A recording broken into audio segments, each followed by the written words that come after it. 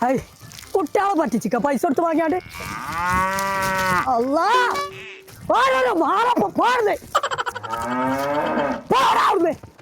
എത്താണ് പശുവിനാണ് പണ്ടാറങ്ങ ഒച്ചല്ലാത്ത പടക്കം കൊടുത്തയച്ചിക്ക കുട്ടികളെ അടുത്തേക്ക്.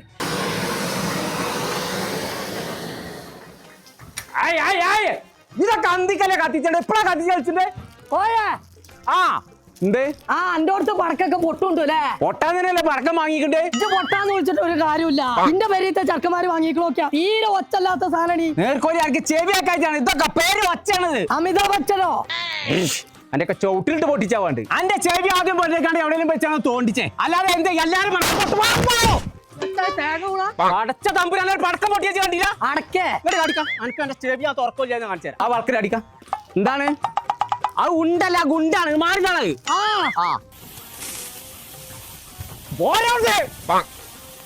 ഇങ്ങോട്ട്